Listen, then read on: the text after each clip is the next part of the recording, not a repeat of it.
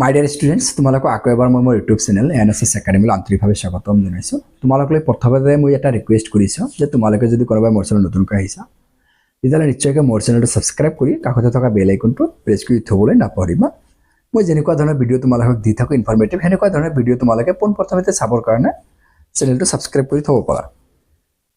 এতিয়া মোৰ আজিৰ ভিডিঅ'টোৰ হয়তো থাম্বনেইলটো চাই তোমালোকে গম পাইছে যে আজি কোনটো টপিকৰ ওপৰত মই সৰু ভিডিঅ'টোত আলোচনা কৰিবলৈ গৈ আছোঁ। চ' আজিৰ ভিডিঅ'ৰ টপিকটো হ'ল কোনে এই যিটো কম্পাৰ্টমেণ্টেল এক্সাম দিব পাৰিব, মানে মেট্ৰিক পৰীক্ষা কিবা কাৰণত বেয়া হৈছে। চ' কম্পাৰ্টমেণ্টেল এক্সাম কোনে দিব পাৰিব। চ' কম্পাৰ্টমেণ্টেল এক্সাম দিলে সৰ্বোচ্চ কিমানটা বিষয়ত তোমালোকে কম্পাৰ্টমেণ্টেল এক্সাম দিব পাৰিবা, কম্পাৰ্টমেণ্টেল এক্সামৰ কাৰণে চেণ্টাৰ ফিজ কিমান হ'ব বা এক্সাম ফিজ কিমান হ'ব, এই গোটেইখিনি কথা সৰু ভিডিঅ'টোৰ যোগেদি আলোচনা কৰিবলৈ চেষ্টা কৰিম। চ' স্কিপ নকৰি চাই থাকিবা। এতিয়া যদি কোৱা হয় কোনে কম্পাৰ্টমেণ্টেল এক্সাম দিব পাৰিব, এই প্ৰশ্নটোৰ উত্তৰ যদি দিবলৈ যাওঁ মানে তেতিয়াহ'লে যিবোৰ ছাত্ৰ বা ছাত্ৰীয়ে সৰ্বোচ্চ তিনিটা ছাবজেক্টত কি কৰিছে, ফেইল কৰিছে, কিবা কাৰণত বেয়া হৈছে সৰ্বোচ্চ তিনিটা ছাবজেক্টত। এতিয়া যিকোনো ছাবজেক্ট হ'ব পাৰে, অসমীয়া হ'ব পাৰে, ইংৰাজী হ'ব পাৰে, মেথামেটিক্স হ'ব পাৰে, যিকোনো ছাবজেক্ট,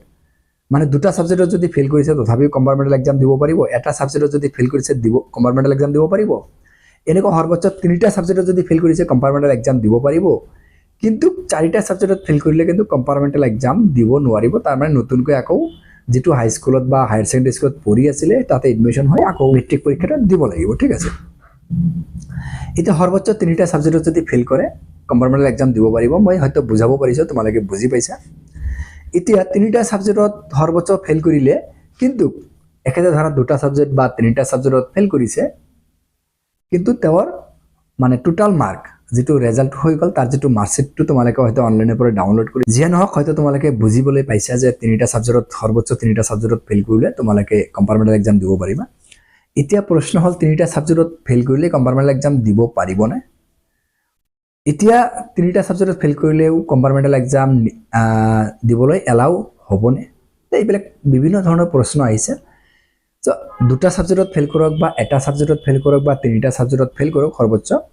কিন্তু তেওঁ পৰীক্ষাত এই যে ৰেজাল্ট হৈ গ'ল, ৰেজাল্টৰ যিটো মাৰ্কশ্বিট, সেই মাৰ্কশ্বিটত যিখিনি নাম্বাৰ পাইছে, মানে ফেইল কৰা আৰু পাছ কৰা ছাবজেক্ট মিলাই তাতে 170 মাৰ্কছ হ'ব লাগিব, টোটাল মাৰ্ক। তাৰ এটা ছাবজেক্টত ফেইল কৰিছে, কিন্তু টোটাল মাৰ্ক মানে বাকী যি 5টা ছাবজেক্টত পাছ কৰিছে সেই 5টা ছাবজেক্ট আৰু ফেইল কৰা ছাবজেক্টৰ যিটো মাৰ্ক পাইছে সেই মাৰ্ক যোগ কৰাৰ পিছত 170 মানে 170 হ'ব লাগিব। এতিয়া যদি ধৰা হয় যে দুটা ছাবজেক্টত ফেইল কৰিছে কিন্তু বাকী চাৰিটা ছাবজেক্টত পাছ কৰিছে, সেই ফেইল কৰা ছাবজেক্টত যিমান নম্বৰ পাইছে আৰু পাছ কৰা চাৰিটা ছাবজেক্টত যি নম্বৰ পাইছে সেই নম্বৰ যোগ কৰাৰ পিছত 170 মাৰ্কছ টোটাল মাৰ্ক হ'ব লাগিব, তেতিয়াহ'লে কম্পাৰ্টমেণ্টেল এক্সাম দিব পাৰিব। এতিয়া যদি তিনিটা ছাবজেক্টত কোনোবা ছাত্ৰই ফেইল কৰিছে, সৰ্বোচ্চ তিনিটা ছাবজেক্টত ফেইল কৰিলে যিহেতু কম্পাৰ্টমেণ্টেল এক্সাম দিব পাৰিব। তিনিটা ছাবজেক্টত ফেইল কৰিছে, কিন্তু তিনিটা ছাবজেক্টত ফেইল কৰাৰ পিছত বাকী যে তিনিটা ছাবজেক্টত পাছ কৰিছে সেই পাছ কৰা ছাবজেক্টৰ মাৰ্ক আৰু ফেইল কৰা ছাবজেক্টৰ যিখিনি মাৰ্ক পাইছে সেই মাৰ্কখিনি যদি যোগ কৰি যদি 170 মানে 170 মাৰ্ক বা তাৰ ওপৰত হয়, মিনিমাম 170 পাব লাগিব, তো 170 বা তাৰ ওপৰত হয়, তেতিয়াহ'লেহে কম্পাৰ্টমেণ্টেল এক্সাম দিব পাৰিব। এতিয়া এইটো প্ৰশ্ন হয়তো তোমালোকে বুজিবলৈ পালা যে সৰ্বোচ্চ তিনিটা ছাবজেক্টত ফেইল কৰা ছাত্ৰই কম্পাৰ্টমেণ্টেল এক্সাম দিব পাৰিব, আৰু লগতে ফেইল কৰা আৰু পাছ কৰা ছাবজেক্টকেইটা মিলাই টোটাল মাৰ্ক 170 বা তাৰ ওপৰত পালেহে কম্পাৰ্টমেণ্টেল এক্সাম দিব পাৰিব। এতিয়া কম্পাৰ্টমেণ্টেল এক্সাম যিটো ছাবজেক্টত দিব, সেই ছাবজেক্টত কম্পাৰ্টমেণ্টেল এক্সাম দিয়াৰ পিছত যেতিয়া কম্পাৰ্টমেণ্টেল এক্সামৰ ৰেজাল্ট হ'ব, তেতিয়া কিন্তু সেই ছাত্ৰজনে যিটো ছাবজেক্টত কম্পাৰ্টমেণ্টেল এক্সাম দিলে সেই ছাবজেক্টটোত এটলিষ্ট 30% মাৰ্ক, যদি সেই ছাবজেক্টৰ 100 মাৰ্কৰ পৰীক্ষা হয় 30 নম্বৰ ন্যূনতম পাব লাগিব, তেতিয়াহ'লে কম্পাৰ্টমেণ্টেল এক্সাম দিয়াৰ পিছত সেই ছাত্ৰজনে পাছ কৰিব। তো কি বুজা গ'ল যে কম্পাৰ্টমেণ্টেল এক্সাম যিটো ছাবজেক্টত দিব, দুটা ছাবজেক্টত দিয়ক বা এটা ছাবজেক্টতে দিয়ক বা সৰ্বোচ্চ তিনিটা ছাবজেক্টতে দিয়ক, কম্পাৰ্টমেণ্টেল এক্সাম দিয়াৰ পিছত সেই ছাত্ৰজনে কি কৰিব লাগিব, সেই যিকেইটা ছাবজেক্টৰ কম্পাৰ্টমেণ্টেল এক্সাম দিলে তাত 30% মানে ন্যূনতম 100 মাৰ্কৰ পৰীক্ষা হ'লে 30 মাৰ্ক পাবই লাগিব, 30% মাৰ্ক পাব লাগিব। এতিয়া কম্পাৰ্টমেণ্টেল এক্সাম দিয়াৰ পিছত আগতে যিকেইটা ছাবজেক্টত পাছ কৰিছিল সেই পাছ কৰা ছাবজেক্টৰ মাৰ্ক আৰু কম্পাৰ্টমেণ্টেল এক্সামত যি পৰীক্ষা যিটো ছাবজেক্টত দিলে এটা বা দুটা বা তিনিটা ছাবজেক্টত যে কম্পাৰ্টমেণ্টেল এক্সাম দিলে দিয়াৰ পিছত সেই টোটাল মাৰ্কটো কি হ'ব লাগিব মিনিমাম 180 বা তাৰ ওপৰত হ'ব লাগিব মানে 180 হ'লেহে পাছ ঠিক আছে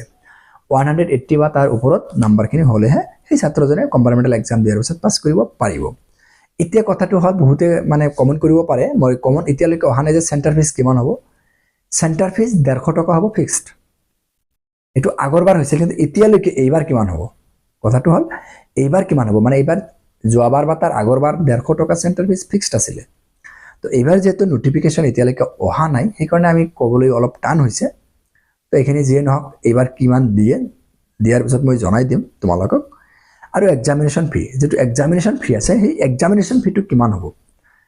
এক্সামিনেশন ফিটো মানে প্ৰতিটো সাবজেক্টৰ কাৰণে পইচাটো ব্লেক হ'ব এটা সাবজেক্টৰ যোৱাবাৰ বা তাৰ আগৰ যেখিনি আছিল সেইখিনি কৈছো মই 350 रुपीस আছিল মানে 350 টকা আছিল centre fee sorry examination fee examination centre fee 150 টকা আৰু এক্সামিনেশন ফি 350 মানে 350 টকা হল এক্সামিনেশন ফি এটা 350 টকা প্ৰতিটো সাবজেক্টৰ কাৰণে এটা সাবজেক্টত ফেল কৰিলে 350 টকা দিব লাগিব দুটা সাবজেক্টত ফেল কৰিলে দিব লাগিব কিমান 700 টকা আৰু যদি তিনিটা সাবজেক্টত ফেল কৰিছে তেতিয়া হলে কম্পাৰ্টমেণ্টেল এক্সাম দিবলৈ হলে 1050 টকা মান কি কৰিব লাগিব এক্সামিনেশন ফি হিচাপে এই ছাত্ৰজনে কম্পাৰ্টমেণ্টেল এক্সাম দিব বিচাৰিলে পে কৰিব লাগিব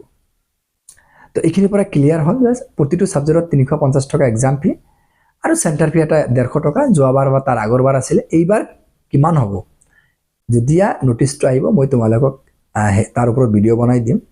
তোমালোকে ইনফৰমেশনটো মই দি দিম তাৰ কাৰণে মই কৈছো যে মোৰ চেনেলটো সাবস্ক্ৰাইব কৰি ৰখা সো কম্পাৰ্টমেণ্টেল এক্সাম যিবিলাকে ফেল কৰিছে ডিপ্ৰেছন বা হতাশাত ভুগিব নালাগে মই নিয়মিতভাৱে এনেকুৱা ইনফৰমেশন বিলাক দি থাকিম থ্যাংক ইউ